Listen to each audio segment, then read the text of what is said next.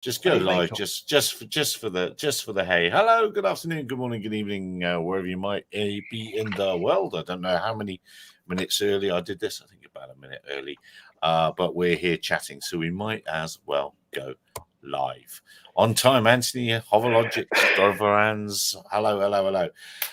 Well, how do we roll this out? Do we start this out on? I think I know how we start this out. Well, actually, start it out the boring stuff first. I'm going to take Mark has discovered that if you're in the EU, the C ratings have been delayed, and so has remote ID. I don't know if you want to pick that one up and start with, Mark. Well, it's kind of interesting because there are companies that now offer to take an aircraft and put it through the C rating. So why have they pushed it back? It doesn't kind of make a lot of sense. If the company's there now that will test a drone, why do they need to push it back? Because they've still got, 8 months? No, I can't count. 8 months of the year left to do it? I think it's only two companies that can do the testing, isn't it, so far? Yes. Yeah, but they're more the same. So there we are. This is the very latest document, is it, Mark, or image of what's happening? This is the proposed new timeline. So they keep messing with it. They keep fudging it. Is this not the proof we've been wanting that the regulations are being rushed through because now they have to extend the periods because they've just not thought it through properly? And we need this regulation immediately, but we don't. We'll have it in a year's time, 2 years' time. It does prove that drone safety is not, if you like, paramount, because of course no need to rush. Yes, there's no need to rush because of course all those planes haven't been hit by drones. All those people have not been hit by drones falling out of the sky. But as you can see on this now, so it was 2023 was when we meant to come into the C ratings. And now they've gone, hang on a minute, we're going to extend it. So it will be 1st January 2024 now, which is another year. And it just delays stuff. But the UK's not said if they're going to follow suit yet. So we don't know how ours will work, but I would assume, and that's the mother of all cock-ups, of course, that we'll probably follow it. But fantastic news for manufacturers. Breathe a little bit of sigh of relief. Get another year off there. Yeah, I'm going right back to the sky is not falling and the best laid plans of mice and men. And I hope we get into the beyond visual line of sight arc claptrap after this. Oh, I've not shared any single one of the joyous articles and great knowledge on that because that is such claptrap. I can't be asked. There is no great knowledge on that, but even this, I mean, this was supposed to be. All of this work was supposed to be done in the standards, and we got standards, and we got smart people, and this person's an authority, and yada yada, and you can't even pull it out of they look I can't think of a family friendly word for it, but it makes them look let's say subpar in their plans, It's astounding because we were all told we need to have remote ID for safety and that's been pushed back with all this. It's C ratings for safety, it's always been horse crock, as we know, because let's face it, we wouldn't buy something if it fell out of the sky every time we used it. You wouldn't. I don't know it's not such a bad idea to have a set of standards, simple standards by which to put something on, or am I utterly wrong? I don't think that's such a bad idea as long as they're okay. Just as long as it's reasonable standards. So if you said standards then, so you might go, okay, a certain noise level, for example.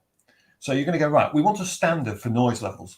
Well, that typically actually already existed in the UK. So 80 decibels at 7 meters, you have that noise level. You test, it's done.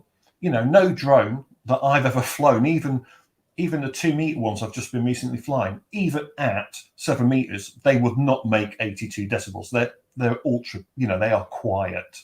The guy on his ride on lawnmower or his leaf blower is 10 times noisier. Drone noise is very quiet. And then you go, well, standards for any ESC, but does that ESC really need standards? Because if they were failing all the time, we wouldn't buy from that company. If you see what I'm going, I hear what you're saying. It's kind of self-regulating in what we buy. DJI wouldn't be where they are today if their drones failed every other flight, would they? No, and I don't think that the CCP would find that acceptable on as an ROI on their $1.5 billion. But hey, that's a story for another time. The whole deal is starting to smack of Stockholm syndrome to me, and I've said it before, and I think we're straight back there with the beyond visual line of sight thing. Risk based. Oh golly, that's the first time I've heard that in 20 some odd years. This stuff is it's all the same assumptions. We got the guys from AeroVironment and Boeing back there. These people. We've been working on it, and we're going to find that out. And this safety can't be compromised. And we're seeing GA aircraft falling out of the sky. If you look at the administrator's fact sheet, that's the new F word, is fact. The safety of the NAS is going down, and it's not drones. I find it amazing that because you just mentioned AeroVironment, and they've stuck their oar in, and today and said, look, we'd love to be sending stuff out to Ukraine, but of course we can't. The only country that they can send the Switchblade to the moment is the UK because of dear old American ITAR and missile and all those various regulations. And others have been sending stuff, and people are calling them out now, saying, "Hang on, you can't actually do that." And I'm finding that very, very interesting. Of course, China can. But, besides ITAR, nobody wants that garbage. The military doesn't even want it. It's compared, like flying a Raven or even a Scan Eagle. Okay, so maybe you'll get more capabilities, with the Scan Eagle or whatever. But you wouldn't out of a Raven. You wouldn't have a Raven. I'm gonna throw it out there that you got secret sauce and you may even get it, but it's hard to fly. Has anyone here ever flown one? You got like the bulky iPad with turn of the 20th century scope Nickelodeon machine crapola that you got to look at so your head's down. I only ever saw girls flickering past on the pretty much the same deal. Yeah. And if you look up, and you look around and you go back, you're lost. It's just not a very robust system for the money. But this goes right back to where we are with the regulation is, I'm talking to people from the military, and they're just like, hey man, we have a capabilities gap. We need to fill the gap now. We have to have American drones. So-and-so's a blue drone, and the blue and American made. We've been round and round on that one, but I see the West just repeatedly shooting itself in the foot, and even with the Chinese and now they're talking to the Saudis about buying oil in yuan. I mean, the West better wake up, because I think they're getting unrun here, and they're buying their own. Let's say propaganda about safety and how technologically advanced and all the rest of the stuff is. I think it's it's almost absurd at this point that people are even having these concerns. Yeah, that's amazing. Talking about BV loss stuff, did we see that Coventry has now? Yes. It's Coventry. They've now got their drone ports. They've built this drone port. They're building it. Yeah, they're busy building it. Yeah, I think it's finished. I think it's almost. built. I've been invited to the opening. Okay. I need to. Are you going? I need to ask. No. I need to go and ask the awkward questions. You want Send a drone by the BV Yeah. Loss to attend on your behalf. I'll send the drone to tend on my behalf. I mean, good luck to them. And did we see that Oxford County Council has stood up or is having a big conference about how councils are going to be able to control the airspace around their towns and cities? They're of course, not. that's a huge worry. They happens, believe they are. I know they're not, but they believe they are, and it's a huge worry. It is, because I think they were being for a nasty surprise when the CA go.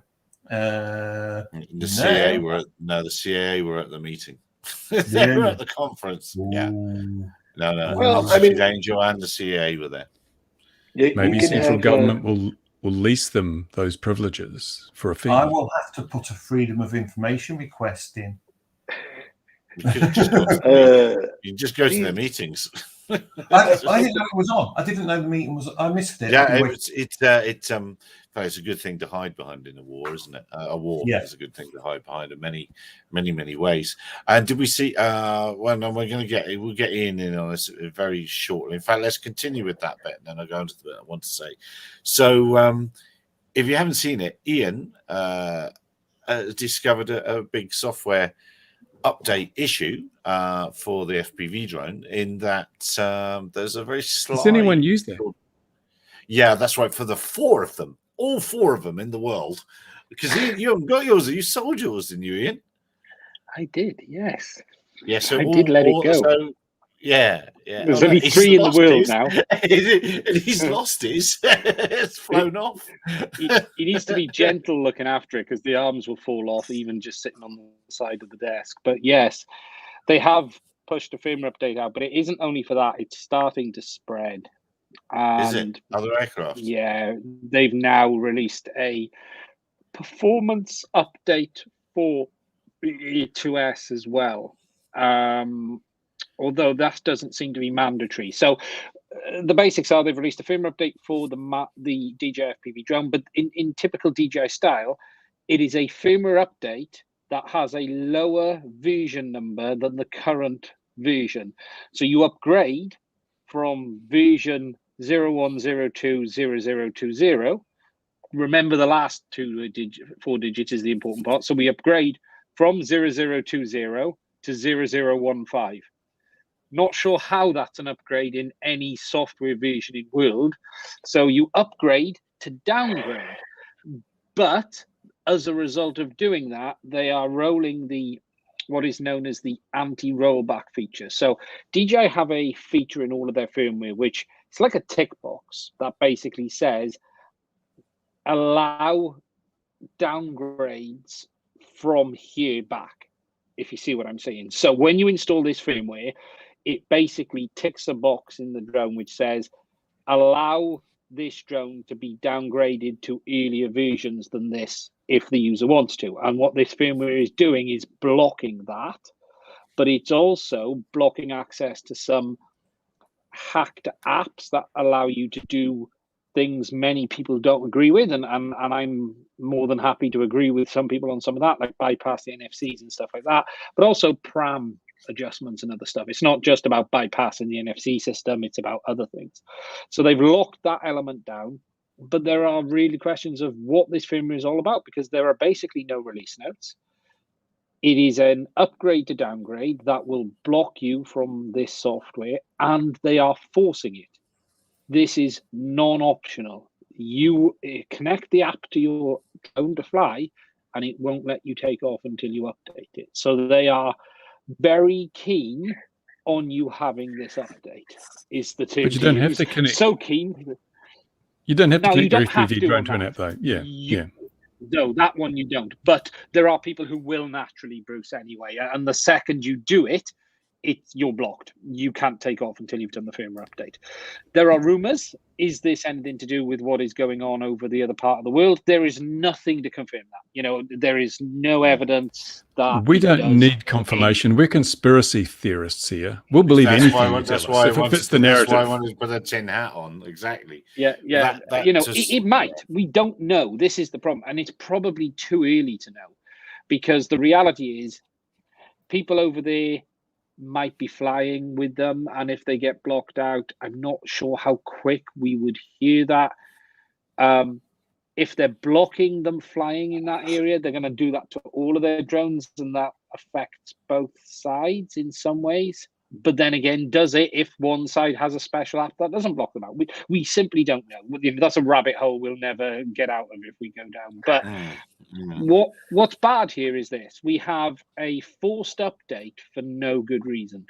DJI in the past have done forced updates, and I've actually agreed with a few of them. One of them was on the M200 when it was falling out of the sky with a battery problem.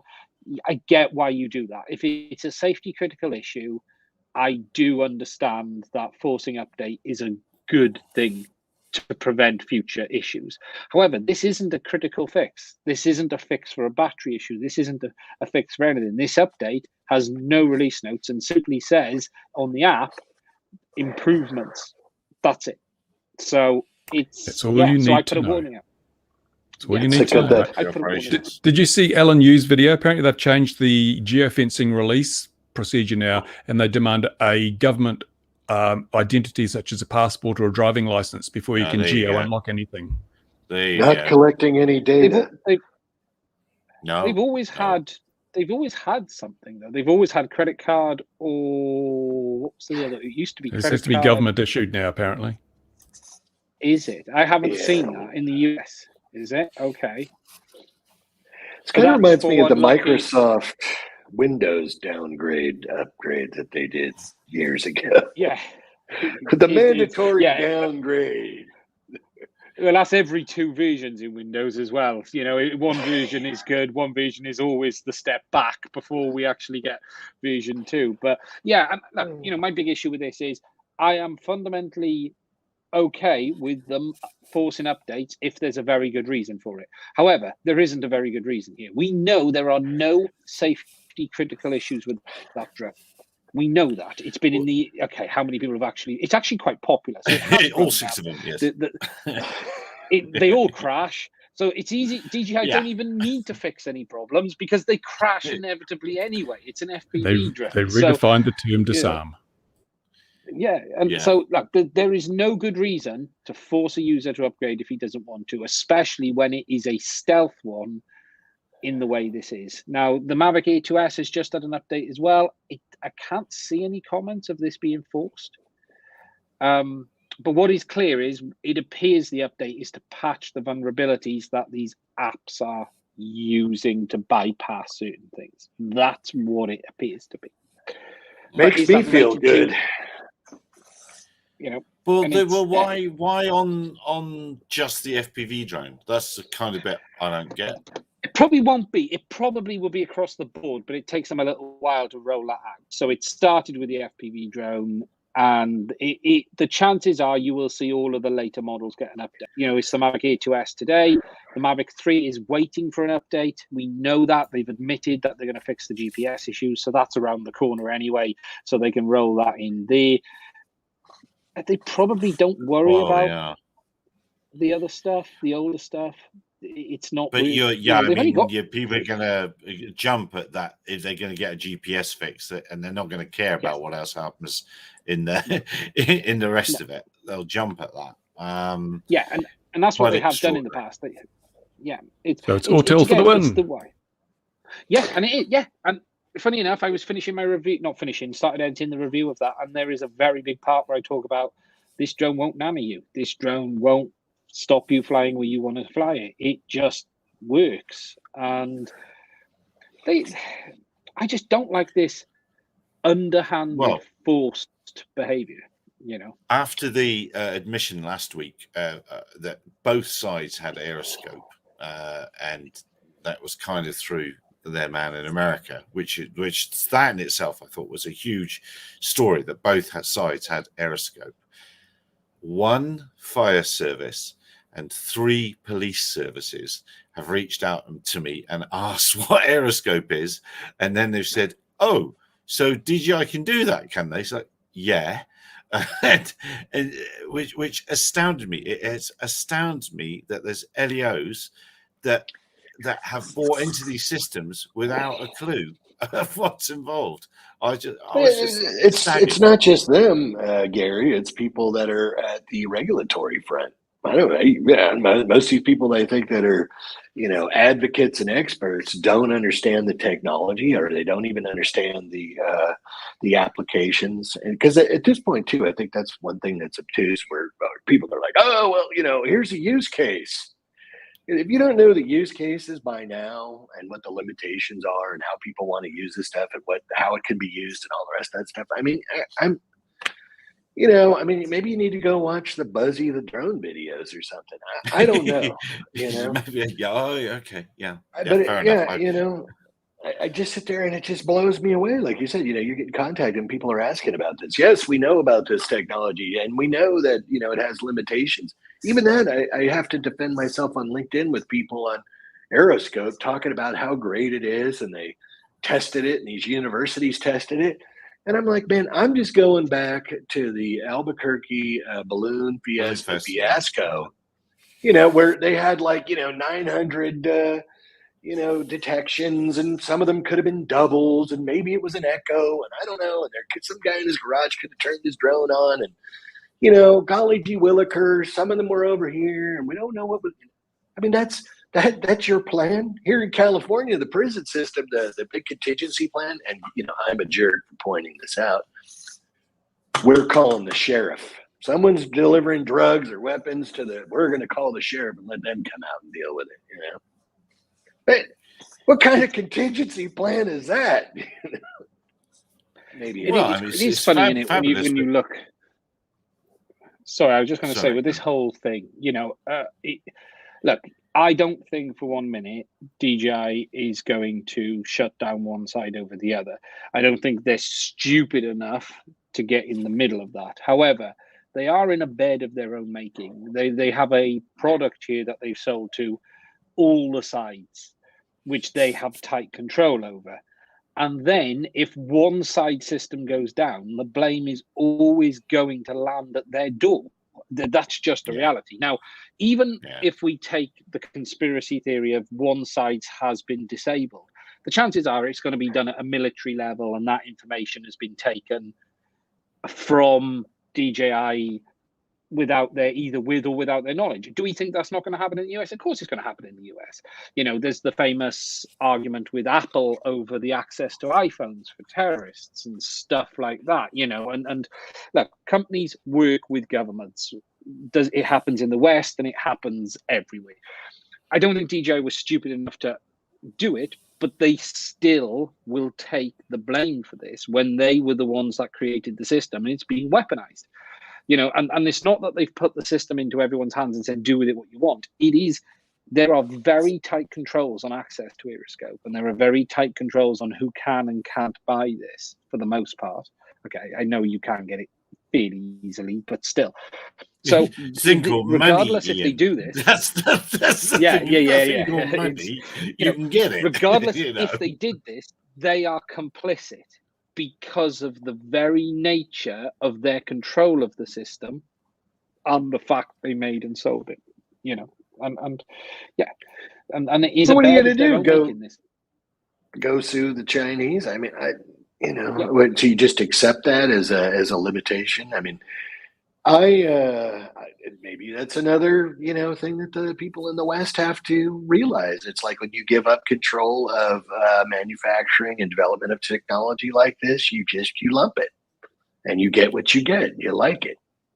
Well, is that another fantastic? It's kind of a fantastic advert for the product, isn't it? If both sides want to use it, then it's got to be good, isn't it? I think it's the price point. That's very trite. Sorry, that was very trite. I'm making light of it, and I shouldn't because it's the price point.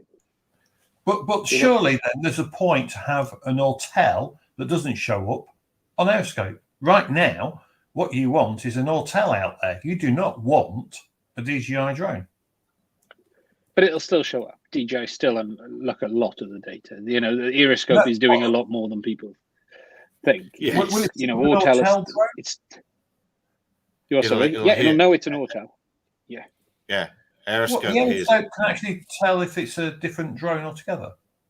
It'll know. It sings a different song. It's feeling. Sings a different song. Yeah. It's still analysing the RC controlling. It might not have all of the data, but you will be surprised what Aeroscope can do. It's okay. It's primarily designed by DJI for their own system, but it's still capable of decoding other stuff. You know, it's a funny one for them. You know, you can say the same about weapons. You know, you can probably find a lot of weapons used in war are made by the same company. They're sold to both sides as well. You know, the West has been good at doing that too. Yeah, weapon of choice here. Yeah. You know, and what kind of jet fighters does the Ukrainian Air Force have, for example? Yes. Yeah. It's so. I suppose, you know, DJI can weather it. It's not a good look for them in any shape or form, and I think, you know, I was shocked. I've talked to Adam a few times. He's a very good guy, as far as I've always found. I was a bit shocked he waded into it. I think they should have just said nothing and moved on, because once you wade in, it's a rabbit hole you'll never get out of, because it's only one little thing. You know? How many times are we going to believe Adam? I mean, I'm not even going to talk to Adam, because I'm not buying the bullshit anymore. You know, they said we're not collecting. Oh, you're crazy. They hired people to attack me personally through written articles that I was nuts and that we were nuts and Finisterre was nuts. They do have a point on that one. Yeah, but it's not because they were collecting data. I mean, there's other issues, you know, and we can talk about those at a later date. But they came right out and denied that they were collecting data, and that was just not true. Then, same deal with the funding from the PRC. Oh, yeah, no, we don't get any government funding. There's no government funding here, which even people in China are telling you. Again, you know, there's no factual basis for that. So, I mean, you know, to me, at this point, their credibility is totally shot through the grease, and anything they say is totally suspect. In my mind, if you want to be fooled again, that's up to you. But I think those are two pretty big issues where they found to be, let's say, not telling the truth. And especially, I mean, that Finisterre guy got on their servers and did the clean sweep on that deal. And he didn't let the whole cat out of the bag on that one, you know. So I'd say publicly, maybe to the government, but not publicly. So I just don't find them credible. And maybe that's me. So why don't drone manufacturers encrypt their data streams? I mean, AES is readily available, uncrackable basically, unless you've got a supercomputer. Wouldn't that be a clever thing to do? Well, I would think it'd be. They are encrypted. I would think it would be good. Well, but even if the Autel drones are seen on the Aeroscope, I mean that might be, you know, good. That's good things to put out there, because some folks might be buying that brand of drones thinking that somebody's not collecting data on them. But again, we're going right back to square one. So, okay, I've got some critical infrastructure and I'm going to buy this Autel. Well, they're going to see how I'm flying and what I'm flying around and how I'm doing it. And anybody that's analyzed any intelligence can figure out what's going on or what's of value and what's important. So, remote ID. To me, well, and the remote ID thing, the whole thing is nuts. The whole thing is have it for BV loss. Can't possibly do BV loss without remote ID. That would just be foolery. Because we need to know who to blame when something goes wrong. It's not a safety thing. It's just a blame thing afterwards, isn't it? Look, most. Sorry, I was just going to say, most of the control links are encrypted, but they all have fingerprints. You know, DJI. We don't fully know what DJI can see, because Aeroscope has been kept very under the wraps unless you sign a lot of NDAs and stuff. We know it can see DJI's own stuff. With regards to other manufacturers, I would be astonished DJI don't have a team literally reverse engineering almost everything anyone else does to be able to pick it up on it, because that helps them sell the product. And even if they can't get a lot of data, what they can do is identify from the fingerprint. You know, all of the RC links are slightly unique. They all have a you can't have slightly unique. Unique is an absolute. There are no variations of unique. It's unique or it's not. No, I'm sorry, grammar police at work here.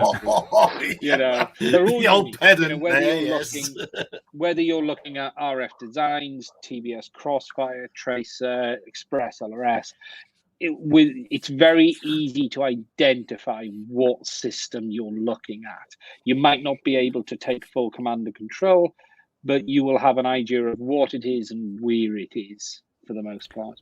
I see a commercial opportunity here. C2 relay links. You put your C2 relay link somewhere and you stand somewhere else, and then it doesn't matter. Well, the big one is 5G, and that's the big concern is 5G. That's old Kevin's throwy, isn't it? So the ESP32 squawking, making a noise on 2.4 and 4.8, I guess. CSP, no, it's 2.4, isn't it? And just making a noise and causing confusion. And that's what they need. We don't need a device like that to cause confusion. We do it naturally here. Yeah, absolutely. Just use a spark gap as well. But yeah, and there's no doubt that the Aeroscope is somebody who's asking the comments capabilities. Well, we know that for DJI equipment, it can identify and put on a screen up to 10 kilometers, 9 kilometers, I think it is actually, if you buy the cheapy version, the backpack version or the case version with just antennas on top of the case, and it can, I guess, within visual line of sight. Do they have a mil-spec version? If you want to pay for it, probably. I don't know what the honest answer to that is. 35 makes for the win. Yeah, absolutely. And it not only shows you the position of the aircraft, it shows you the position of the operator as well. So in fact, exactly the same as a remote ID will do. But then if you buy the tower-based antennas, they've got big flat arrays and all sorts of fancy antennas, that takes it out to 50 kilometers. So yeah, it's potentially a squatter.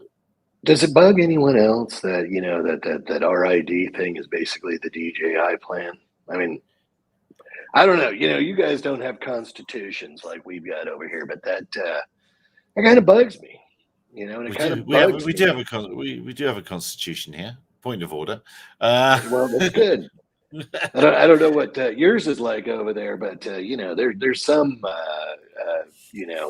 expectation of privacy over here, and to me that doesn't it doesn't sound like the America. Well, I guess that was propaganda, but it doesn't sound like the America that I remember. And it does bug me that they got the CCP funding or PRC funding, and those people were able to influence the rules for a supposed free society. Yeah, but I think you can put that across the board. I mean, look at the price of fuel around the world. Price of oil's gone below $100, and yet still the entire world is facing huge gas bills. That's your company, so that's the same as that's your oil companies. So that's the same as money talks. No matter whether you Chinese money or international oil companies' money talks and gets in the room and gets it done, isn't it? Well, I guess so, but I don't know. It's for me. It's the NAS or National Airspace System is a public trust resource, and it is a problem that we have with administrative law. And your foolish communist thinking. Your foolish communist thinking. It's not for the people. It's for the people that can make people pay.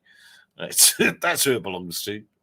Well, yes, this is true, but there's supposed to be the administrative law thing, and that's the other thing that we have here is we have this Congress. It's the same thing with the Beyond Visual Line of Sight ARC. Congress supposedly makes laws for the United States, but in this case, Congress made a law, and an administrative law group that the Federal Aviation Administration came along and decided that they weren't going to follow the laws and do whatever they wanted to do. And I think we're going down that deep rabbit hole now of, outside interests making laws for, again, this public source resource. And I could almost even, see some of it with the commercial thing. But the real tragedy here is just the repeated, the hobbyists getting thrown under the bus and them just beeping the horn and backing over them, run them over again. I think it's terrible. And then on the other hand, you got the FAA. Oh, we have to have a STEM. We've got, we just shot rockets down, and we shot the RC Hobby down because it's so dangerous. They're just falling out of the sky, killing everybody, colliding with aircraft. And these idiots go along with it, and they're going along with it for profit, you know. Oh yeah, well, yeah, we're right there helping you to help you educate people in the Know Before You Fly app that nobody even goes to. It's anybody with half a brain, which would make them sick. It should make them sick. If they're not sick, they're not paying attention. That's all there is to it. Isn't not paying attention really the not epitaph isn't the quite well, not the right word, but it's the slogan for the commercial drone industry, isn't it? I think it's across the board, you know, in the West, you know, it's just like people are too distracted with, you know, these other issues that are supposedly, you know, front and center. They may be a little late to the party, but they're here now and they're trying to change society to be whatever. And meanwhile, they're getting robbed blind. Their rights are being taken away from them. And, you know, if the black van pulls up and they pull me out of here, no. I'm just kidding. No, but people aren't paying attention to what's going on. And it is the same thing. I mean, if you start to look now how they're going to marginalize people, and they even out of this Ukrainian deal, you know, or the truckers in Canada, you know, you cut them off from their banking. You cut them off from being on any of these social media. You just kind of corral them and cut them off, and they lose their jobs or whatever else. So I think we're at a real interesting turning point here.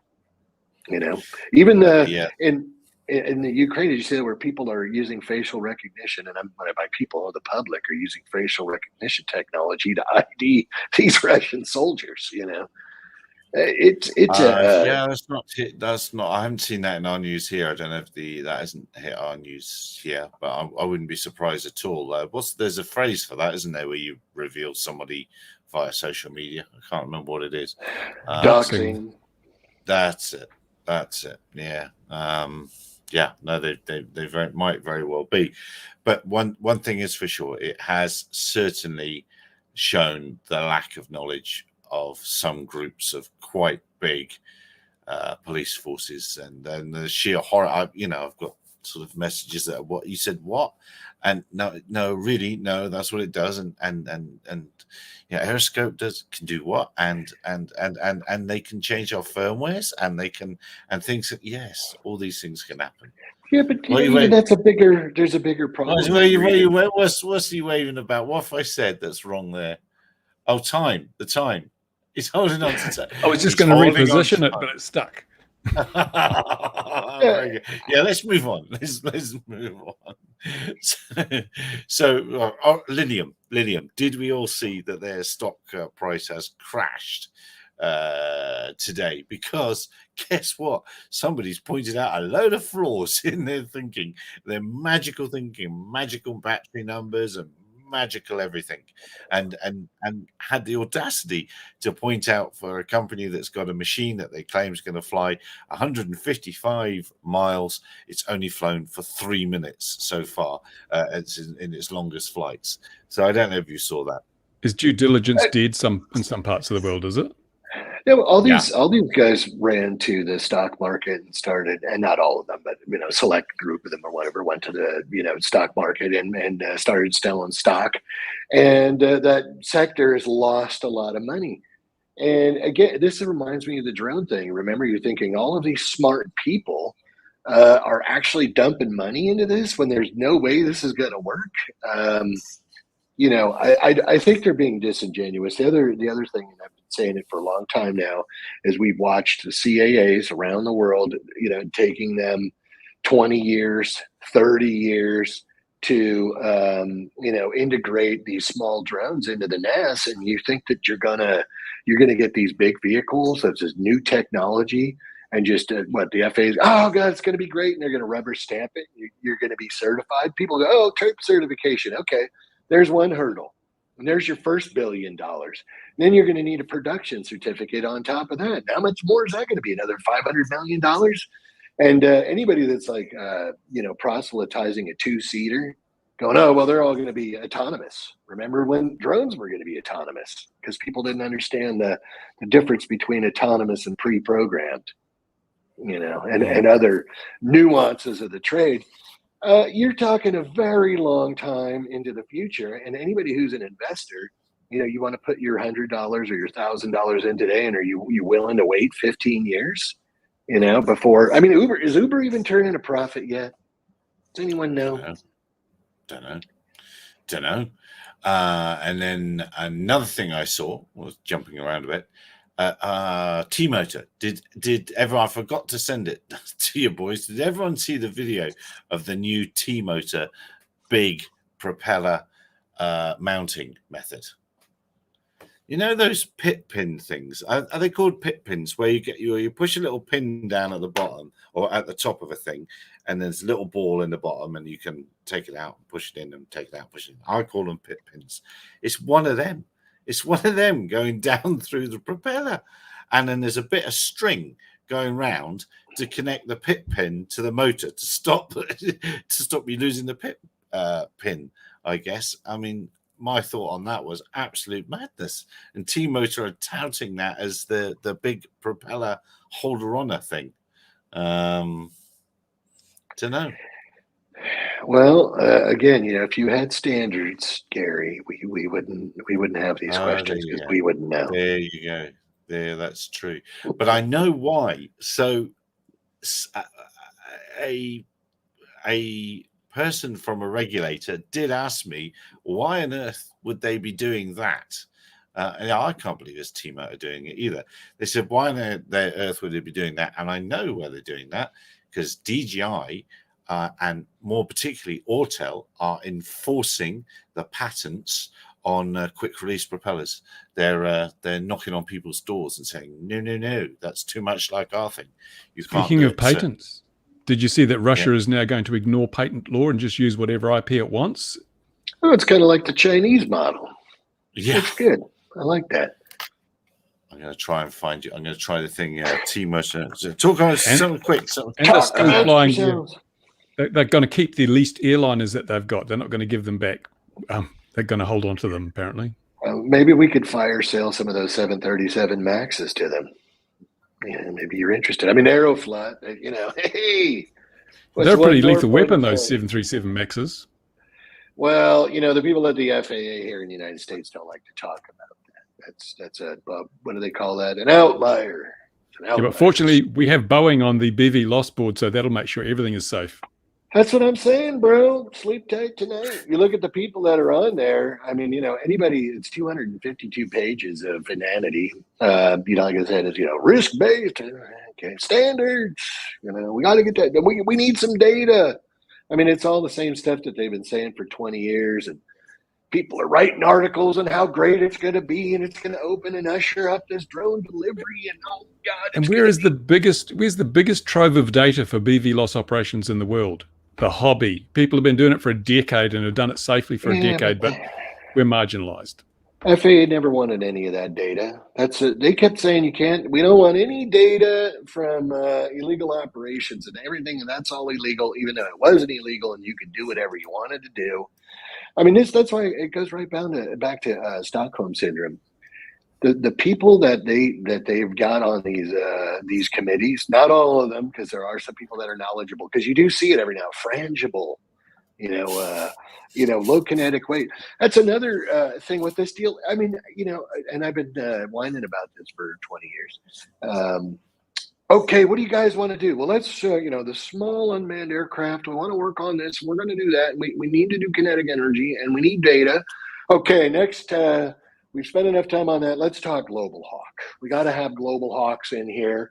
We want Global Hawks all over. We want Predators, Reapers. Like, anybody's going to buy that garbage.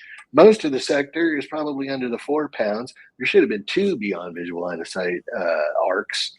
One of them, let's talk about the small stuff under 4 pounds, and then you could actually get something done and get that data that you want. Oh, this worked, that didn't work, blah, blah, blah. Yeah, I don't like this. Yeah, so there it is. It's coming really slowly because my interwebs is thinking, but that's what I call them, pit pins. I don't know what you guys would call them.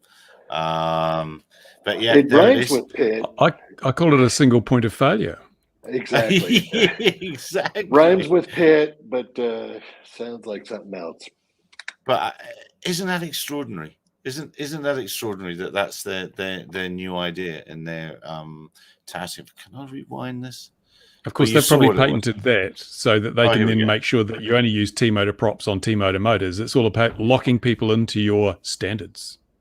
Funnily enough, I do have a bit of experience of that recently, and this is a Propeller. Oh no, you can't really see, can you? Because I've got that going. But that's someone else's idea of another patented quick release for T-motor props. It's a lot of work, but yeah, that is absolutely insane idea. But you're probably right about the patent thing. I can see someone being very badly injured when someone starts that motor up while a pin's hanging on a string. Yeah, well, without just a look at prop. the wiring on the arm. Just look at the wiring on the arm, and you'd go, "Really?" Well, don't forget this is their development stuff. So this isn't for public consumption yet. But look how many times you have to do it. How many times he's done it now and he's still not happy? Yeah, he's still not happy. That's right. Yeah, he's very particular, isn't he, this fellow? Exactly.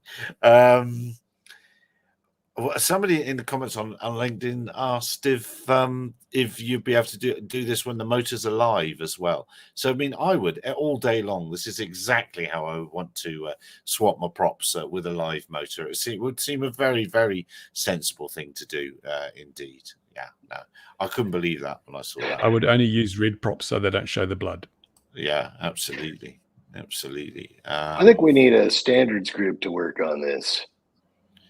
Give it 10 years. And what we need is some kind of formal specification for the standards group itself, don't we?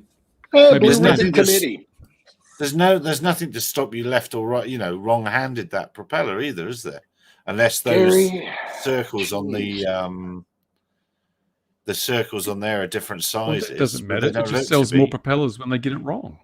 I bet they're not cheap as well either. Propellers that nitpicker. Size. Yeah. What is this? What's wrong with a simple nut? Because people want quick release. There's no place for you in the drone industry, Gary, if you're going to bring facts into everything. It's true. Yeah, it's true.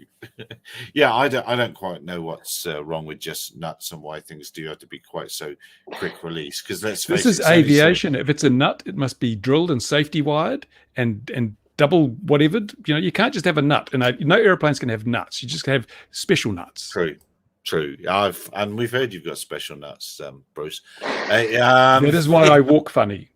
Exactly. But that I know that I've had those pit pin things on tents and bags and all sorts of other things, and they failed on those, let alone a flipping great big multi-rotor. Anyway, that's my rant for that one. They are nuts. Positive locking. What else have we seen this week, gentlemen? One thing I'm wondering for the UK people is with the sub 250s, you can fly them basically anywhere, right? There's only very few restrictions. I've been watching some channels on YouTube where they do auditing. Have you seen the auditing channels where people go out and try and provoke the police into doing unlawful things? And they're often flying these drones over police stations and all around the place. And I'm wondering how long before the actions of people like this end up with the regulations being changed in the UK. Well, interestingly enough, Bruce, the Air Traffic Management Act that was published and no one wrote to their MPs to stop it. It was a couple of years ago. Was it now 2021? The new one. Yeah, or last year. Yeah. If you're a nuisance with a drone, you can be fined. However, there's a subtle little bit of text in it where it talks about that if there is someone being held under custody, i.e. they've been arrested, they're in a police station, or they could be in a police van, it could be anything where someone's in custody. If you fly your drone in such a manner that it considered to be a breach, like overflying a police station because of the security, because you don't know who's been arrested, it could be a high-level criminal, you can actually have your drone seized, taken away, and you'll get a nice big fine. So I don't know if the police have caught up with that yet, with that legislation, and haven't realised they have that power yet, or these auditors are just don't realise that they can get severely slapped. Yeah, it's interesting because in a couple of occasions, the police have demanded that the drone operator lands the drone and basically almost tried to take the controller out of their hands, which is a breach of regulation, interfering with an aircraft. And it's like the police are very poorly informed on the issue. Well, actually, they can now, because of that act, police act, because of that new act, they can tell that pilot to land. They can literally say, "You'll land." Yeah, they've told them to land, but they can't interfere with the operation of the craft. They shouldn't be interfering. There was going to be something on that, though. I can't remember exactly what it was. There was talk of them being able to do that. If they're not qualified, they shouldn't be interfering anyway. But yeah, literally, I don't think the police have quite caught up with the power they have got. And I think the fine can be ridiculous if they want it to be. It's the Air Traffic Management Act. And they can. The police just haven't caught up with using it in law yet. So when they see these guys, they should be coming up to them and go, "You ever fly in a police station that's got someone in custody, please stop." And if they go no, you go, "Okay, you were warned, now you're under arrest, and we're gonna issue you with a fine." They should literally go, now we're going to deal with you in the correct manner. That's roughly how it should be done. But I don't know, like I say, that the police have actually caught up with that yet. At some point they will. And these auditors won't like the fines. It goes back to what Gary was saying about the people contacting him and saying, "Oh, can Aeroscope do this or whatever?" Most, let's say, law enforcement people I've dealt with, they're acting outside of the law. I don't usually make it a habit of arguing with people with the guns, because that's just kind of a losing proposition. But to try and keep up with all of this stuff and know what the laws are and rules are, whatever else. And people, you can sort that out later. I don't really want to spend the time and money to sort that out later. But I think all of this stuff changes and the rules change and whatever else, it's even becoming too complex for people that are supposed to know the letter of the law, which is going to be to the detriment. And the regulations are too complex as well. Exactly. You've got to feel sorry for a police officer, because the amount of laws they're expected to know, and rules and regulations and everything else, I actually feel sorry for a copper, because I always feel like they should walk around with like a little pad and go, "What were you doing? Right, okay. What law was that you broke? Okay, so under this, it's just bonkers." Yes. You watch some of those auditing things or something they had. You watch some of those auditing channels that they goad the police so badly. It's no wonder they get outrageous responses sometimes. And it's kind of cringeworthy to watch, but it's somehow deathly fascinating to see. Another thing this week, a council here just down the road from us in a place called Rotorua flew a drone with a infrared camera over a reserve land, to try and find people that were sleeping rough. The thing that surprised me was the cost of the flight. I think it was $1,700 for a drone flight they were charged. Yeah, that's in New Zealand. Yeah, I quite happily, I can do it for a lot cheaper than that, and I won't be a problem to anyone. Well, once BV loss comes in, no problem, mate. Yeah. I could do it 4G connection. Bruce. There was another incident like that here. Somebody that were talking about how they charge some municipality, tens of thousands of dollars for a mapping job, whatever. So it's good money, I guess, if you can get it. Again, I don't think people understand, what this thing costs. The other thing with the regulation that's coming down too, we don't know how drone delivery is going to work now. When you start talking about all of this equipment that you're going to need and this UTM, everybody, UTM, it's not going to be free. There's no way it can be free. And what's that going to add to the cost of delivery? What's that going to add to the cost of your wedding photography or your, real estate photography or whatever? These people are going to regulate themselves right out of business, or regulate them into a spot where big business are the only people that can afford to do that. Kind of like how aviation here is in the United States.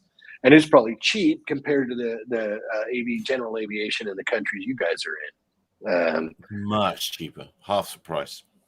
So here's a crazy question then.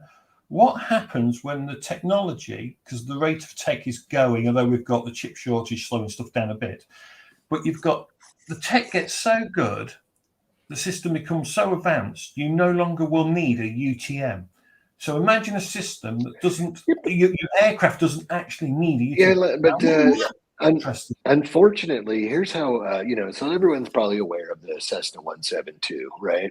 The design's old. It's an old design. But what happens here in the United States is, so when something gets type certified and then they're issued like a production certificate or whatever, it's like a snapshot in time. And this is another thing I don't think people in this drone industry understand. They think, oh, I'll get this type certification and I could just keep changing it. Yes, you could keep changing it, but it's outrageously expensive. You have to go through all of this work with the FAA and all the rest of that. And, so you're going to be locked into this technology. Imagine being locked into the Phantom 2, 30 years from now, because it cost, and I'm just throwing telephone numbers out there, $2 million for them to get a type certificate and another $1 million to get a production certificate. And everybody complains about, oh my God, this new Mavic's $100 more. Well, how much is the certification at all of these CAAs around the world going to cost DJI? And who are they going to pass that on to? Are they going to pass that on to the wedding planner? They're going to, to the real estate agent? Those real estate agents are cheap. Yeah, As a exactly. Phantom 1 owner, I would love to be locked into using a Phantom 2. Well, that's something that people need to think about. Look at how almost every industry, the technology in every industry, everything is just, gotten so much better. And, even the 172, you can buy a 1000 with the glass cockpit and it's $500,000 or whatever. But, mainly the airframe is about the same. And it's the same with the motor. That motor, I think, has been around since the 50s or 60s. Burns lead. Everybody talks about how lead's bad for kids, but they just keep letting it run because it's too expensive to develop a new motor and certify it. Didn't they call the end on 100LL in America? I think, isn't it coming up? 2030. But the thing is with this is, so this is the other misnomer. So everyone knows that, like, the Environmental Protection Agency in the United States says no amount of lead is acceptable for children. Okay. And the 100 low lead is a misnomer. That the low lead thing is just a name that they gave it. So there's some statistic like 600 metric tons of lead is indiscriminately dispersed around the U.S. Every year, depending upon the hours flown. And most of this is in underserved neighborhoods, older neighborhoods that are near airports, and they're just spewing lead on them. And the FAA has been working on this problem for decades. So it's like a lip service deal. So, it's going to cost the GA community some more money, but, what about the kids? And so it's not about safety. It's about lobbyists, money, off-ramps, who's going to get a job where. Isn't it absurd, though, that modern cars, even Chinese EVs, have got cameras all around that will then create a synthetic picture on the dash of exactly every part of your surroundings when you're in the car, and yet because you can't see through the floor of that Cessna, and you can't see back behind the tail. But if they had similar technology to that on board, or if modern aircraft are mandated to do that, then okay, Ian's got to go. Ian, we'll bid you farewell. Before you go, Ian, let me just ask you one thing. These new releases, these new pictures of a M400 and of the other stuff, are they going to get held up by the explosion of COVID in Shenzhen, if they are real? Yeah, it depends how far along the path they are. DJI's the Shenzhen shutdown is 7 days, so it like, even if we're going to talk a delay, it's going to delay things by 7 days. That doesn't mean you can turn on and off a production line in a day. So I don't know how it's going to work with that, because people, I think, were told the weekend not to come in on Monday, if I recall. So it was pretty last minute. I'm guessing it will probably put a delay in things. Nothing that's going to be dramatic.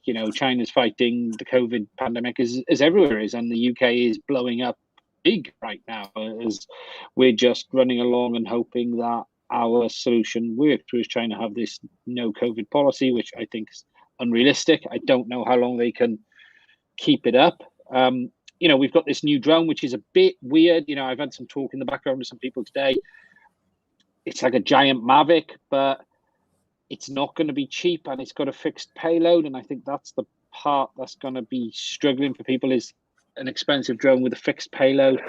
It's going to be not one trick pony, but it's certainly going to limit its use case. It is interesting. A number of their more recent releases have been more surveillance than anything else. If you look at these drones, they are all very much surveillance products, not, camera drones have been the low end cheap stuff. Everything else has been very much big zooms for applications that they can't sell them to in the US. For reality is they can't sell them in those use cases in the US. So perhaps they're trying to pick it up elsewhere. It's not going to be cheap. If what I've seen is right, I bet you that's a 10K drone plus. That it certainly, it might hit 6 or 7 with the DJI discount applied. But I think that delays are inevitable, but not great. But it's going to hit everyone. There's nothing no one can do. COVID is COVID. It's indiscriminate of country, places, anywhere else. And I think China does need to change its tack, because how long can you run a no COVID policy? It's not realistic in a world where everyone else isn't running that policy. That's the problem, isn't it? Everyone else is basically carrying on now as if it was, and I don't know what they're going to do on that one in the long term. But you think that basically think there's a fair chance of that one's coming. That big. That's coming. Yeah. The bit I don't get is people go, "Oh, it's DJI leaking stuff." Why would they leak that? That isn't a consumer product. Do you know what I mean? You don't leak. Ooh, look at our next new bomb. Ooh, look at our next new, military aircraft. That type of stuff. This isn't a drone for Bill to go down and film the local reservoir. This is for what it looks like, a very compact surveillance product. A product maybe for inspection, but also surveillance for the most part. That use case isn't, you don't see people going, "Oh, have you seen what DJI have leaked? Let's get that in for our government." That's not quite that market. So, but then again, DJI are very good at selling products to people they don't need. They've always been very good at that. The amount of people who bought M200s, I was astonished. Normal operators buying M2 and 300s, and you're like, why are you buying this product? It's not for you. Well, it's for you if you got the money, Well, yes. But you're right. It's you look at the M300. The first thing I thought of that product was, wow, this is when they showed that crazy zoom, this is a surveillance drone, and this isn't a camera drone by any means. It's got a camera on it, but it's certainly not a photography drone. I think it'll come. It's probably going to be between 6 and 10 grand. The Mini 3 is probably the next consumer drone. There seems to be a lot of noise around that, and the hype is building around the Inspire 3 now as well. It's really starting to build. That's going to happen this year. That's going to happen at some point. Well, they're moving into getting ready for Christmas proper territory, traditional Christmas release territory. It's only a couple of months away. Look, they've released their head. DJI. If we think of Apple today, Apple's headline product is now the iPhone. Their business has been built off the iPhone. So if you're going to say what's DJI's core business now, it's the Mavic. The Mavic has become synonymous with DJI, and their flagship product, released in the worst state they've released a product in over 3 years. So they clearly are having problems. There's no way that drone could have got out. I don't think that drone would have got out 3 years ago in the state it was in. I don't think they'd have let it out. So what is going on with the company that drone could be allowed to hit the shelves and build the reputational damage that it has? Because users looked at it and went, this isn't finished. Every reviewer sat there and went, we'd love to show you all this stuff, but we can't. Omni-shambles is the word I'd use for it. You don't have people nipping at your heels, So it's a little bit easier to, I think, recover from. There is no competition. Yeah, really. Yeah, they can recover it. They say, it's without doubt, and they almost have already. It's already there. They've done loads of stuff. But I'm not, DJI is synonymous with silly bugs, problems, and stuff like this. But the reality is the products were generally very solid out the door. The Mavic 3 is a weird launch. When you look at how much was missing, how half-baked it was, you would question, where were there proper managers here? Who signed that sheet and said, let's let that out the door? Because it's insanity. And who's to say, if they got that wrong, their best product, their biggest showcase product, if they've got that wrong, what are these others going to be? And that's the problem people are talking about. Well, it might be another one of those, the Microsoft example, where, you let something out and your company gets so large and the managers get fat, dumb, and happy and go, these idiots will buy anything. And then we'll charge them to downgrade. It's going to be great. We're going to make tons of money. I mean, I see that happening. You are right, Patrick. Yeah. And I mean, I have an iPhone 13. I only bought it because I had a 7. And it got to the point where, it was a no worky thing anymore. But, to be okay, it's got a little LiDAR on there. And, it's got 3 cameras and night mode and a few other things. But, really, I bought it with the hopes of having good cell phone conversation quality.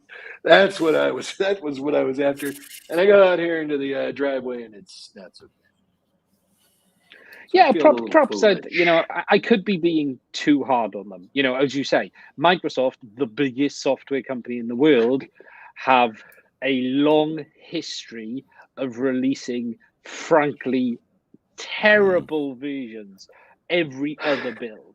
Do you know what I mean? If it goes hence Windows ME. Hence being an Apple guy. Now, that was funny that you mentioned this because, I got a chance to fly the Scan Eagle. I can't remember if it was at Quantico, Virginia, or at Edwards.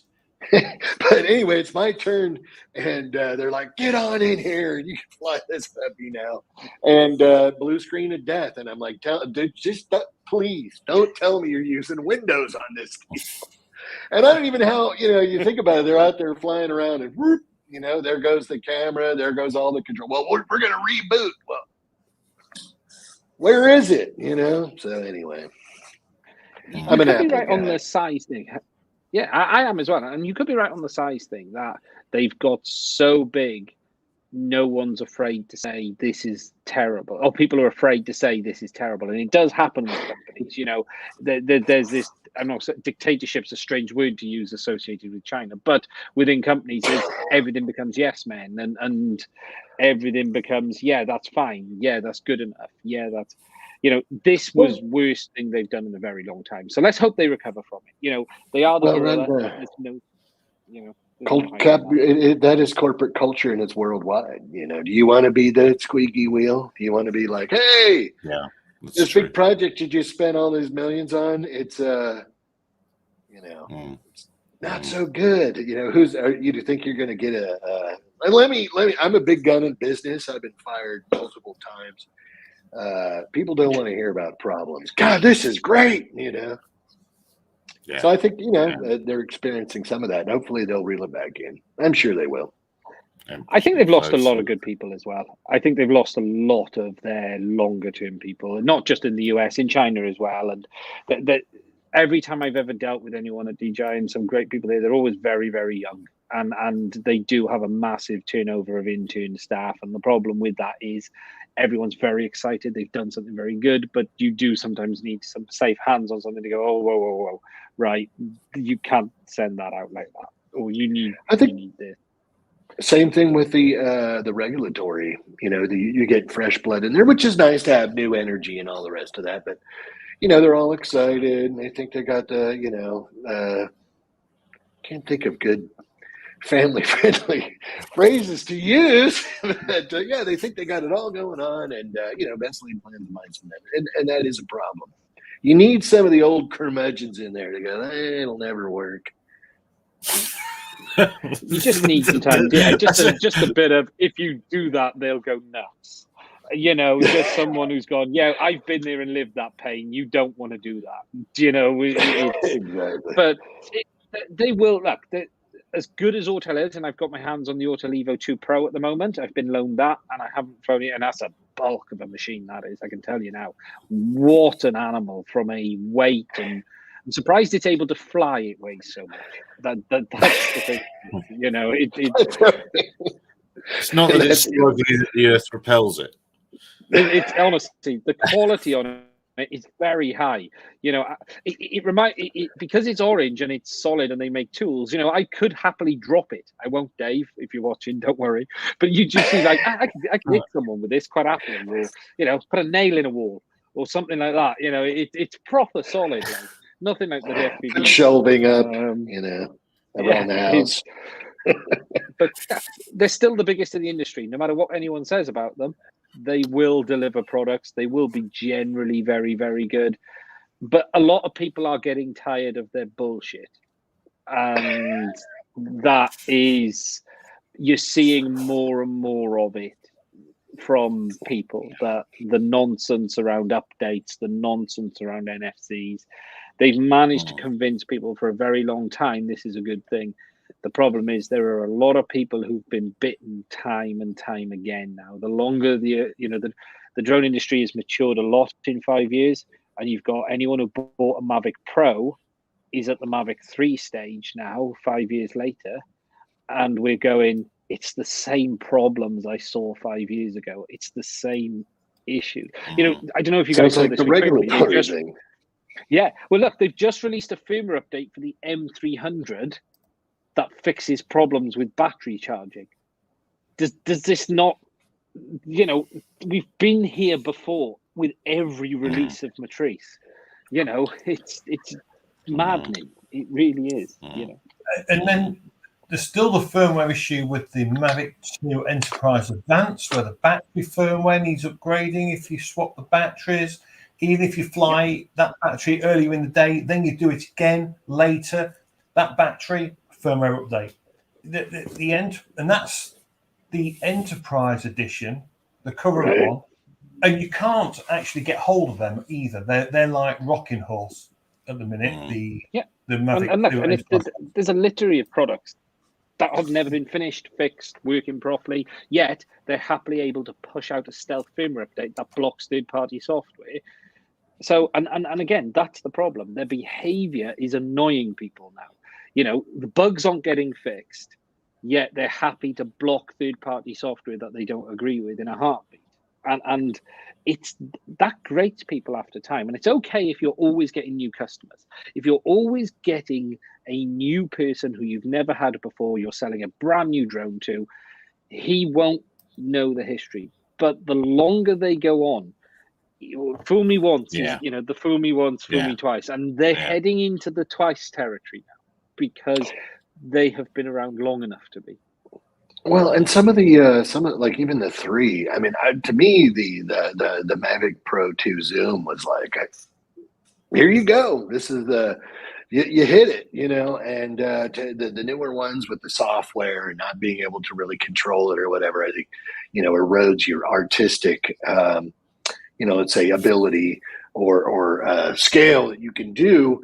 And you know, some of that stuff I don't really need it. You know, it's kind of like the LiDAR on the phone. I can, you know, look at IKEA furniture in my living room. It looks like crap.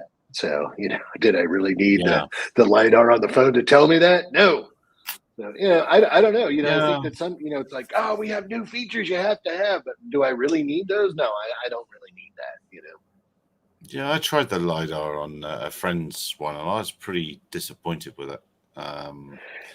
It's kind of cool, but it's short. It's really short range, and I tried to do a gold mine with it, and it was kind of cool. You know, I'm in this little gold mine, and I'm doing it or whatever. But you know, as soon as you get out in front of you, and it's more than 5 feet, you lose that part of the picture, and your scan's not complete. And you know, probably if you mount your subject on a turntable, etc., maybe you can do something good with it. But selfie stick. Quite disappointed by that. Now, we're definitely wandering down weird roads. Has anyone else seen anything else before we go? And Ian's got to go. In fact, there goes Ian. I'm going, guys. Good on you, mate. You stay Take safe. care. Look after yourself. Keep going with Thanks. these exexposes. Cheers. Some sleep I need first. So I didn't right, say then. expose yourself. No. Sunday night at 9 p.m. Only fans channel. Don't miss it. Good on you. Travel safely. And yeah. Oh, well, glad he's gone. No, has anyone else seen anything else before we go? The only thing I spotted, and you guys may have seen it as well, is that the hassle that's going on in the other part of the world, which was mentioned earlier. I've started to see more FPV drone footage, quads, and it's not DJI stuff. It tends to be the racing quads, because I think they're not being tracked as easily. So Of course not. Yeah, they don't have that information in the C2 stream. yeah. So the footage I've been seeing recently, last few days, is typically FPV drones, racing drones as well.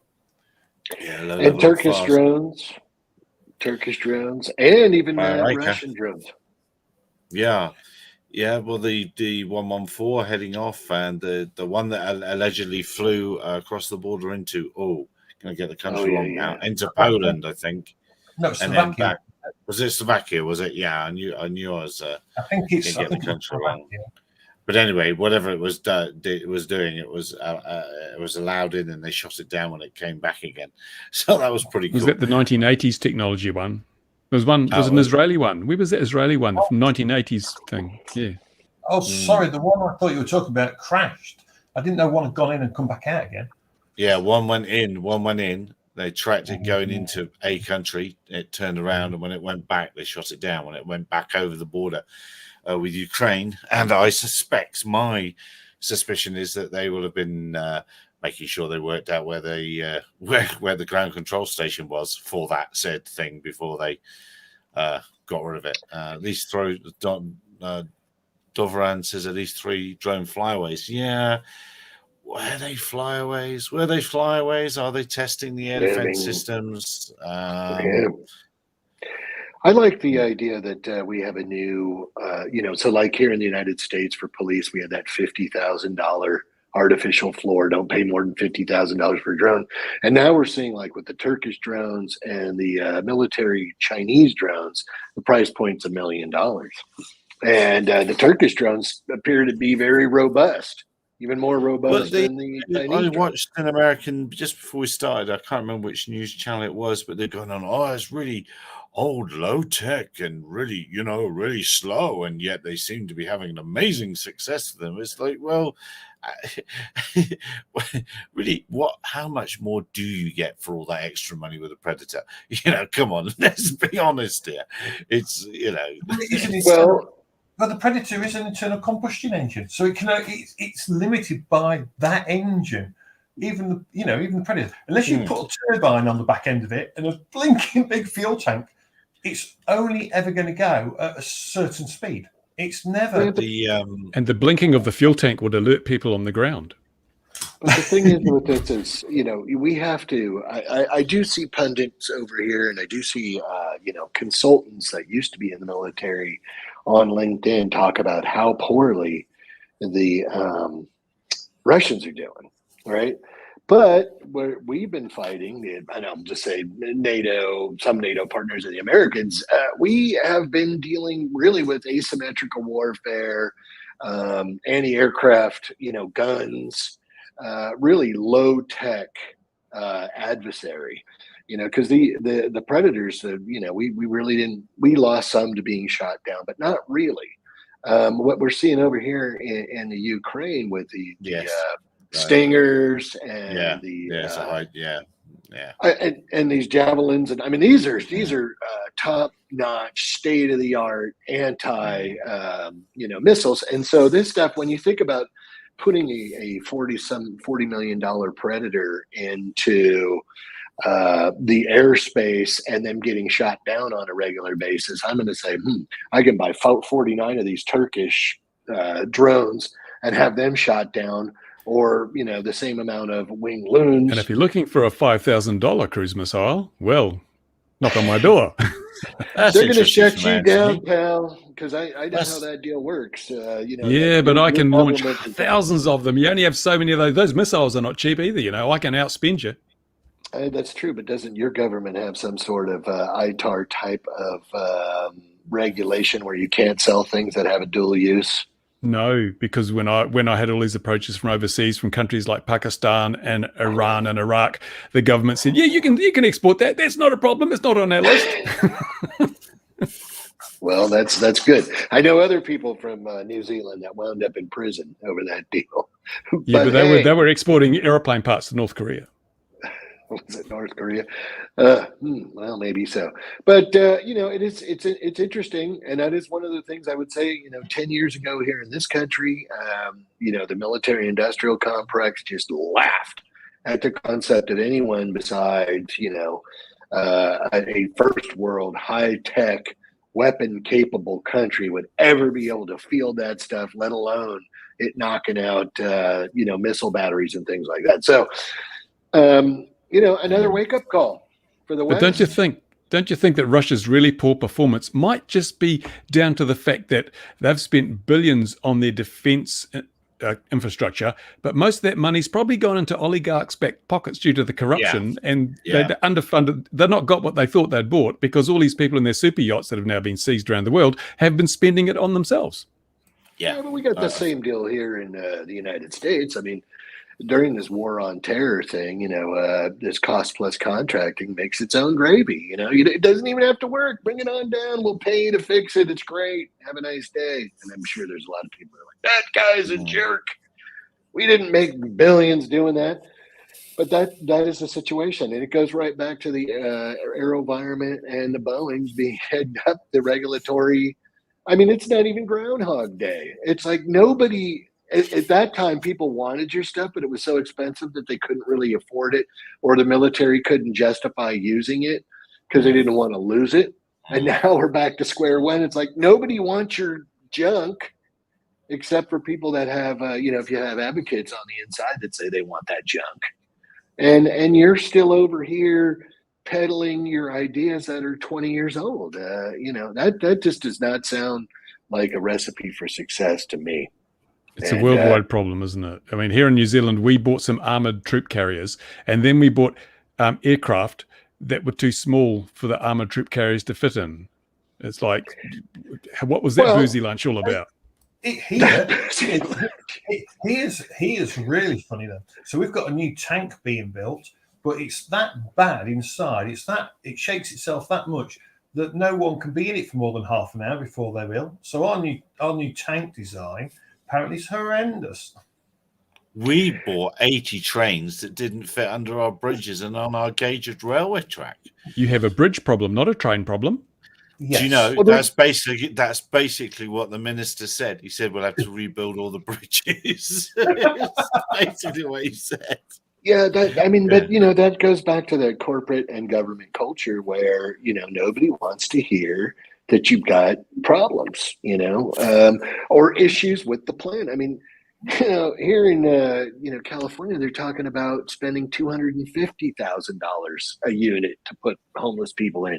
And in some counties and cities, it's up to like $800,000. It's like, wow. You know, where do I sign up to be homeless? I want to. And in Russia, they just give you a shovel.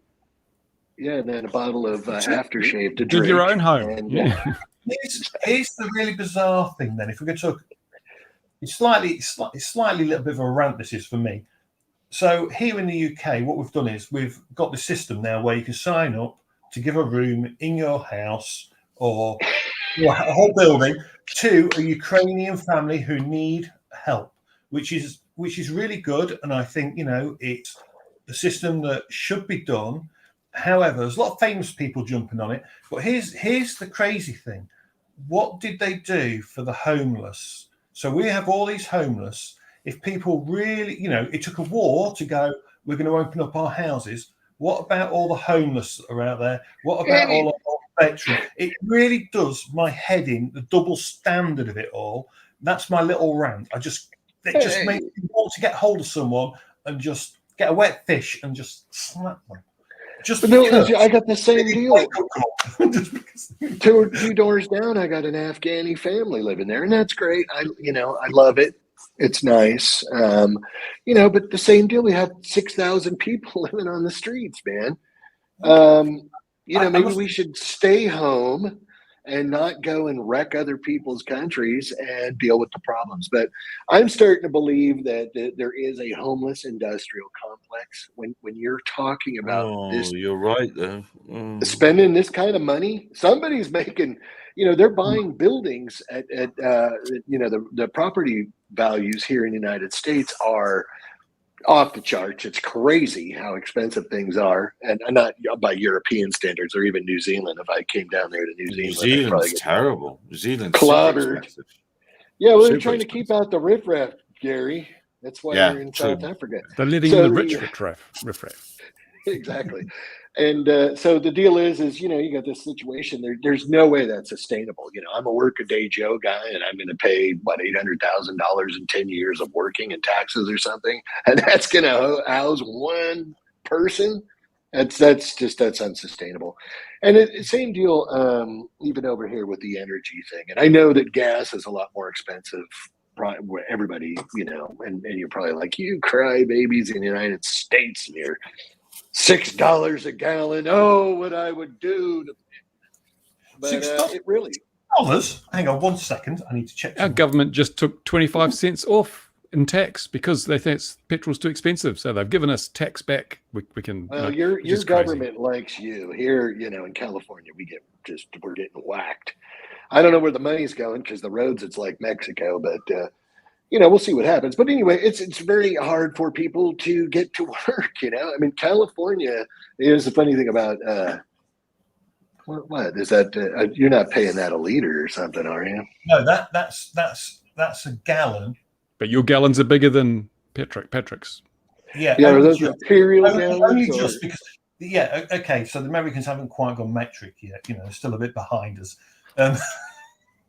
Okay, well, who's put people on the moon, buddy? No, I'm kidding. Yeah, they have gone metric. They have kilo gallons, kilo acres, kilo feet, a whole lot. Yeah, that's funny. No, it's hard for people to. We don't have public transit, in Europe and whatnot, because this wasn't built on that's that. kind of that's your. I wish I thought about this earlier. This is your.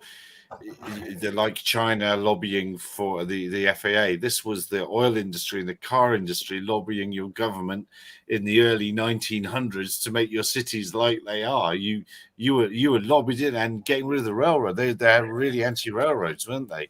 Advanced aerial mobility will solve this problem. But it was a whole different. That's a funny one too. But the other thing is a different ideal in America. When you had the Western expansion, the whole idea was this manifest destiny, and you have this freedom, and you can live where you want. You can have your house, and you can come and go as you please, and all the rest of this. And people wanted to move out to the burbs and have a pool and a yard and a garage and a shop and whatever you wanted. You could buy a car and go do that. So really, transportation, public transportation here takes hours to get across town if you want to take the bus. It's just not practical for someone that wants to go to work to have a 2 hour or a 2.5 hour each way trip. Although I guess it's getting more practical, because if you drive to San Francisco, you're going to be in the car 3 hours each way for 85 miles or whatever. Anyway. It's neither here nor there, but the vertiport thing, I don't see that working either. They have the glass buildings and the flag poles and the light poles that you're going to make sure and do prop strikes in on the way in. We already had that in the 60s, and the vertiports were a bus bench, and you just waited there at the bus bench for the helicopter to land, and then you would get on and fly off or whatever. It's a pipe dream. And the regulatory thing. I mean, those are going to probably have to. I know there are FARs that you're going to have to conform to have this vertiport thing. And how do you get there? Yeah. How do you get to the vertiport? Yeah. And what happens when one of those plastic bags, trash bags, gets kicked up and goes through your prop? Well, it's nonsense. It's all utter nonsense. It's just easy Well, to what- say, isn't it? Because you can look back to history. You can look back at probably almost Popular Mechanics, January the 1st, 1954. Popular Mechanics, 32. January the 1st, 1975. Popular Mechanics, January the 1st. You know, it's Yeah, and Hiller was right up there, weren't they? Hiller were doing the flying car. And then, of course, we had our good friend, that guy that raised $200 million and still hasn't delivered anything. What's his name? Oh, the Muller. Ken car. Muller. Yeah. Everyone's had a go. you just sold, but you bought most of it, didn't you? Isn't that all in the hangar at Tokoroa? That was our own folly with the Martin jetpack. Oh, Well, it's they're the right Marsden down jetpack. A different one, yes. Those guys were right down the street. I tried for probably a decade to get a factory tour, and just not happening. Of his garage. Well, You know. the Moeller thing, it just wasn't happening. You couldn't. I'm telling you, I tried like for 10 years. I bugged people, bang on the door, not happening. So I think that's an interesting thing. And we did have a big, I think people don't forget that during the Cold War there was a big push to have lots of VTOL aircraft, because it figured, when we had this nuclear war thing, that all of these air bases would be destroyed and you would need to have vertical takeoff and landing. And I still don't believe that we were there. Now, somebody did post Oh, you did. an article. You did have one. You had the one made in England, the Harrier. The It was a AV8. really good one. Yeah, it was a really good Well, one. where we sold out to the Americans yet again, because the UK just sells all this cool shit to everyone else. Well, that's because you guys have unions. I read the story. No, They say there was a consolidation. You got they're huge. All you've got only- to do is offer the right amount of money, and we would sell you our grandmothers. Give us the right money, we'll sell anything. We will. That's capitalism. Okay, You could have what had kind the of- Austin Allegro in the USA if you'd wanted it. Austin Allegro. What kind Oh, of my word. sandwiches is Oh. Granny making? What kind of? What's she making for My dinner? dad had No. his company car was an Austin Allegro. Oh, horrible car. Well, so there's this article, and they were talking about the Joby mishap, and they said, and I click on it. It was a component failure. Okay, what component? There's nothing in the story about what failed. I think it's a little bit of a misnomer too to think that, and especially everybody here, because you've been doing the hobby thing for so long, that electric propulsion is just so much easier and it never breaks down and it works all the time, and it's going to be it's going to be great. It's going to be a lot cheaper. I think It'll the never phrase need- is, what could possibly go wrong? Absolutely. What could possibly go wrong? Yeah. Well, it is easier. It is easier. I've got to go back to the world of internal combustion engines in the next couple of weeks for test flying something with one of VTOL thing, and I'm not looking forward to it. I'm not looking forward to it. And it's got an electric starter, and it's all petrol and all that sort of thing. So Fuel injection, or do we have those don't think Lucas it's injected. carburetors? Yeah, I think it is standard. Is it a DL75, DL100, or DLE? Or I whatever they are? don't know. I haven't. I'm that worried about it. I'm choosing not Hopefully to it's not a bother to know. Zenoa. Because Well, Zenoa will be better. A Zenoa will be better than the DLE or DLR. No, the DLEs are fine engines. They're not converted chainsaw motors. the Yak 38, hands up, who remembers that? That was a thing. Oh, Yeah. well, let's face it, the F-35 is a VTOL's about. It's toffee, isn't it? Don't they use the Good. F-35 for lining the bottom of oceans or something? Yes. Yeah, they do. Morris Yeah. Marina. It's very expensive too, but you don't get any leaks. It's a giant It works anchor. for- exactly, a boat Who anchor. are you calling that? Who did you call that? I Hey, wonder, you. I wonder how many Harriers have ended up in the sea versus how many F-35s have ended up in the sea from a landing at the minute. Well, the F-35 is a lot more expensive, so it's got to be better. Oh, Yeah, yes, yeah, of there you course. are. Yeah, there you go. Oh, then do you know what? That's really bizarre, because obviously you want an expensive drone that flies faster, so it must be better. But the Harrier And what- is slower than the F-35. It can outmaneuver just about anything else in the sky, but it just couldn't go sonic, so therefore it's no good. That's Hey, what we well, were told. you made your own case right there, man. I'll take a dozen of those F-35s. Do you guys take bad checks? Is there any other kind? Exactly. When we mentioned it last time, and I looked on this, I'd completely forgotten all the PR for the thing was on this. That's what's on this. It's all the PR for the F-35. Well, And that's that could be a Patrick and good I show. went to Farnborough, and the ones that was coming to us put nuts and bolts all over the runway as it departed the States, so it didn't come to us. But they assured us that it was coming. No, I got the lapel pin. I didn't get the. I got those as well, I think. Yeah. And I was excited, because it's just as good. The lapel pin was just as good as the as it being there, No, I think that it does show. It is the cracks in the veneer are starting to show, and I really hope that people pick it up and we these kids that we're teaching the STEM to have an industry to work in. That makes sense, That's what I hope.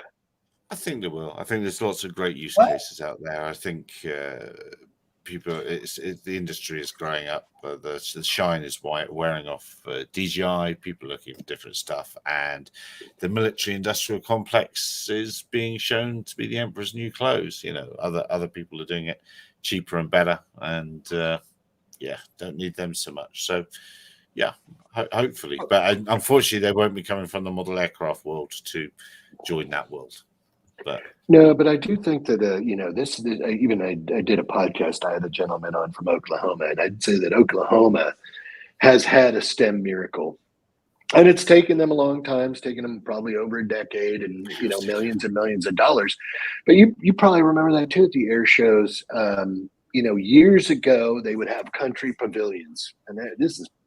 I think even back in 2009 or whatever, and you would go and it'd have okay, you're going to have Mexico and Turkey and Pakistan and all of these other countries, and people were laughing. I don't know if you remember. I do. I remember people go, oh my God, that's never going to work.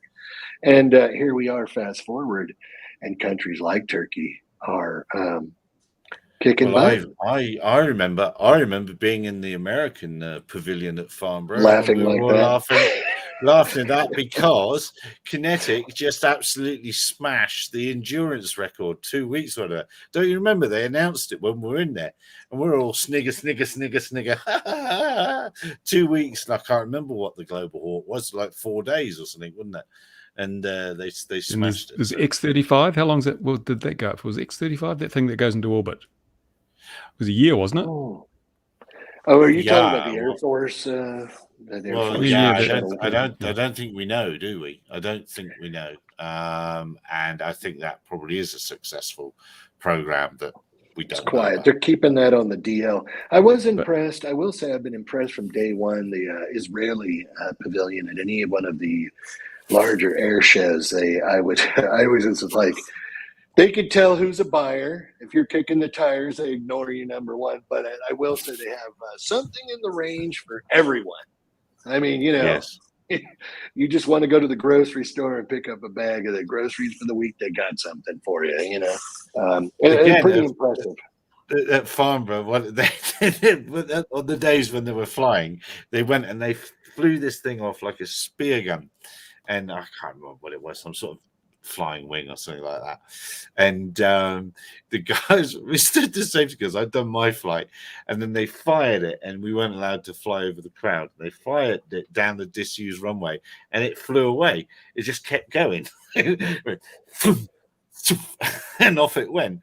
And so that wasn't very good. And so they apologized profusely, blah blah blah blah. And the next day, fires it off it goes. It's all very, very good. And then the lad flying it decides he'll follow the A380 that's taxiing round, and the safety guy went absolutely ballistic because and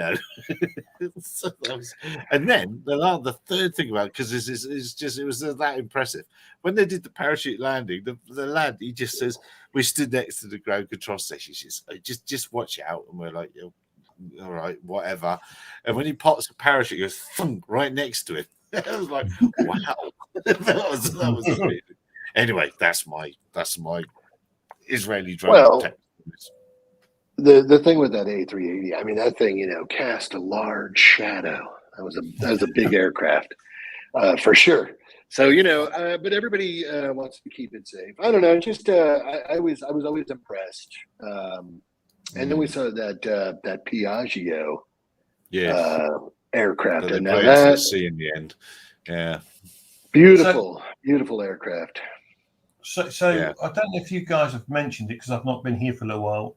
Very sad news: the Antonov 225. Yeah. I don't know if you guys mentioned it, but that was very, very sad. It's been wiped out, and that was the A380. Don't get me wrong, that's a big plane, but the Antonov was a little bit bigger. Yeah. What if it's going to compromise some people that relied on that aircraft for transporting stuff? Yes, a lot of companies are going to be in real trouble now because it was the only aircraft that could shift stuff of a certain size. I do wonder if there's a case to convert an A380 to pure cargo now, because you would think they would be able to do that. How will Gary get his ego to Farnborough? That's the only way. It's the only way. Yes, absolutely. Absolutely. The A380 is huge inside. Obviously, it's a huge plane. You think they should be able to do something where they could make that front of that swing open, load it, close it again, or do something to they've got the belugas, haven't they? And it's the new one called the beluga. Everyone else, but that's Airbus only, isn't it? Where the Antonovs serviced everyone. That was the thing about the Antonov. It serviced all industries. You wanted to move something big, heavy, didn't fit in anything else. It was the only aircraft, and there was only the one that size, wasn't there? There is a smaller version, but I think there's two smaller versions, isn't there? And is it just one?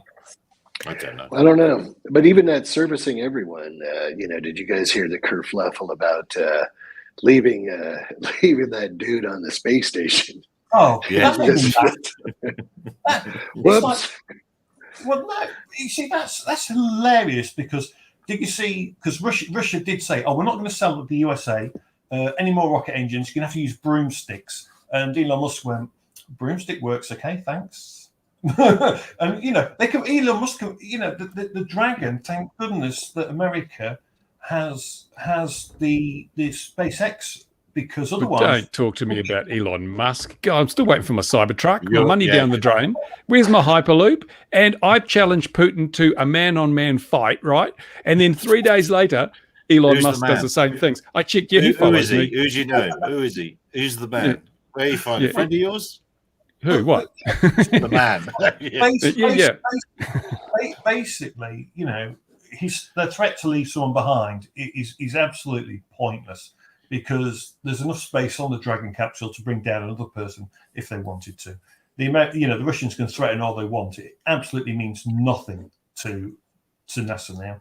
They don't. And after we saved that Russian cosmonaut in the Fifth Element movie, I think they owe it to bring the American down anyway. True. Yeah. Well, I'm going with that Martian deal, and I'm waiting for the Chinese to come in for the rescue. We know they will. We can sit back. No, this is kind of going back to your thing about the Harrier or whatnot. I mean, I can't believe that we're in a position where we don't have a launch vehicle. I mean, it just doesn't even make any sense. I think it goes right back to that corporate culture.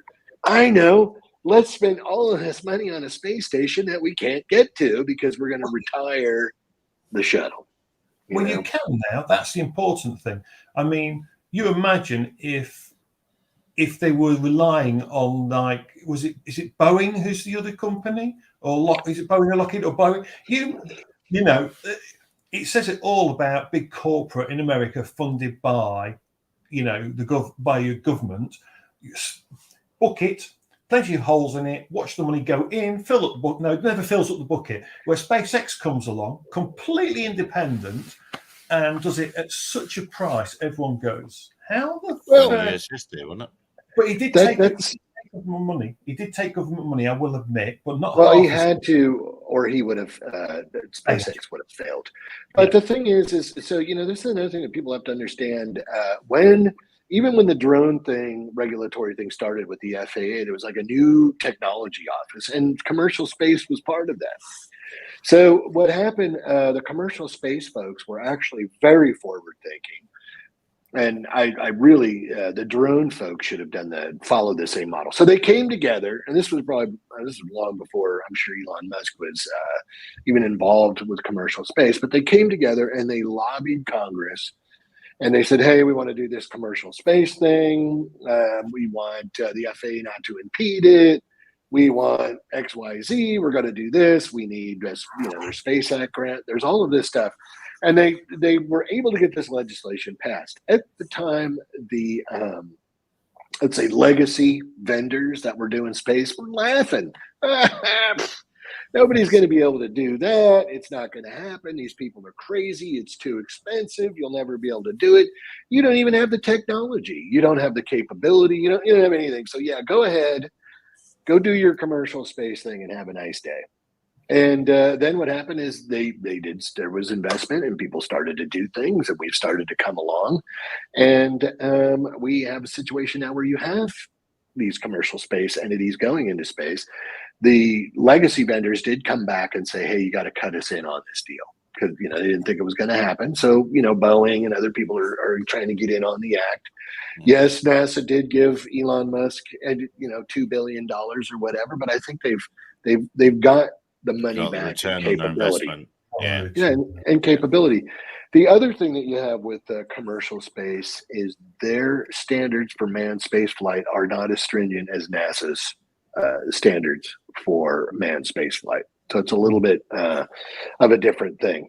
And we do see that play out in the insurance. People that ride in spaceships are not passengers, they are participants when you sign off on that. And still the insurance part of that is a little bit of a sticky wicket. But isn't it part of Amazon Prime now? Yeah, well, I don't, like this. So there, Ski is going to space next week.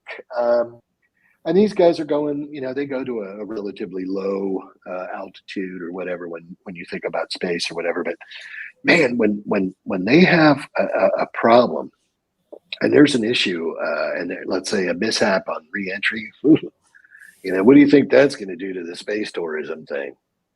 Wow. Yeah. Don't get me wrong. It's like a drone. So at some point, we're going to have a drone where it's going to fall out the sky and something very, very nasty is going to happen. The same will happen with, commercial space flight at some point. The only thing they can do is learn from it, hopefully, and improve things. Well, it goes back to the regulatory thing for me too. And, I went to this commercial space show and the guy from Popular Mechanics is like, what's an unmanned systems guy doing at a space show? And I said, I'm about lifting payload. I want to get paid to lift payload. I don't really care about tourism so much.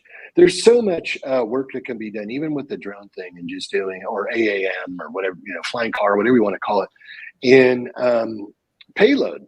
Or in freight and cargo. And it's the same thing with space. You think you're going to go to Mars, man, you better have a lot of stuff on Mars before you get there. Or you're going to have a one-way trip. So there's a lot of room for that. And sure, it's kind of sexy and well, maybe so. And there's a lot of people that say, oh, it's exciting and I want to go to space. That's for people that are usually lobbying to say that they're worried about climate change and then they want to go into space or something. That, to me, it's a waste. Let's service what we have. Go out there and what is it? Voyager is out there like 1 billion miles away from Earth. I mean, to me, that's just a mind blower. So we have a lot of room for unmanned. Well, we also have still on Mars. We still have the Ingenuity still flying. It's done 20 flights now. Now that is amazing. It was only designed, they hoped for 4 or 5 flights. It's done 20 flights now. And, talk about BV loss. It's just amazing. They've got this thing on, it is another planet. Mars is another planet. Does it have remote ID? Is it safe to fly BV-LOS? Registered. And they set the trust exam? I don't think they've got UTM there yet either. However, I don't know. It's only a matter of time before that crashes. Yeah, I but don't they know. got You know, their. again.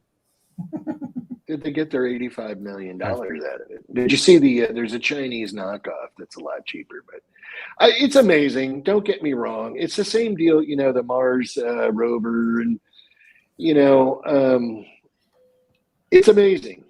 But so we have a lot more room, and when you really think about how long this stuff has been there and the distance that it's covered, it'd be like the same thing if you just like sent a robot to a planet like Earth. I mean, going to take you a long time to really get a good handle on what's there. So I think that there's plenty of unmanned stuff that could be done.